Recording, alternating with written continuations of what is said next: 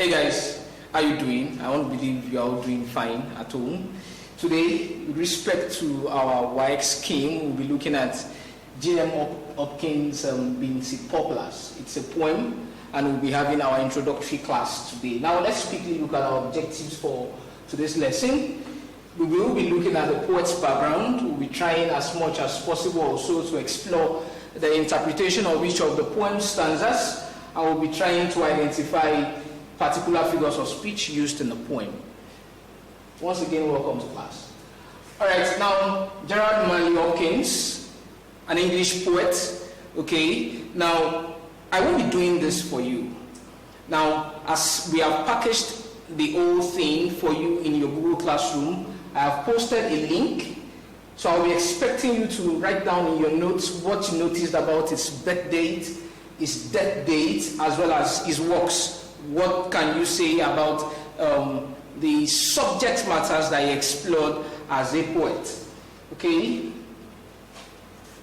Now, the poem Binsey Poplars. Now, you would have noticed in your starter activity that I asked you to explore one or two things with respect to the words Binsey, Poplars, and deforestation. Now, this poem is basically about a particular time in the history of England where particular aspen trees were actually were felled, okay? And that was because of the fact that they had to use the wood from those trees for particular industrial purposes. Now, the poem is a poem of lament with respect to the effect of the felling of the trees, okay, on someone who actually obviously loves to see such trees.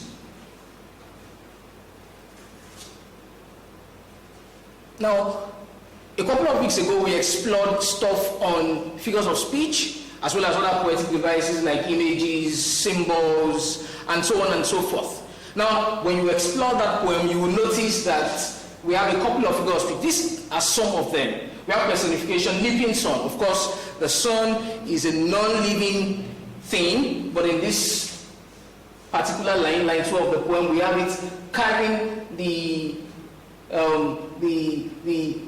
attribute of a living thing. So we are saying that the sun is leaping. Then we have particular repetitions. You can see the repetition of the word felled. We have all felled, felled, are all felled. Felled repeated 3 times in that particular line. We also have alliteration. We have of a fresh and following folded rank. So we have the predominance of the sound fa, okay, coming in the initial position of some words on the same line. And we also have wind, wandering, weed, winding. We have the wah, wah, wah sound coming up a couple of times in that line. Okay, now the reason I'm doing this is because I feel it's necessary for you to prepare your hearts ahead of the work we have to do.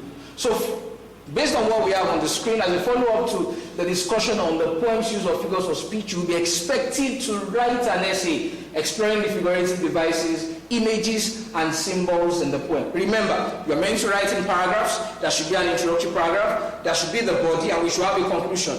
And in the body, I want to have particular paragraphs exploring the figures of speech used in the poem.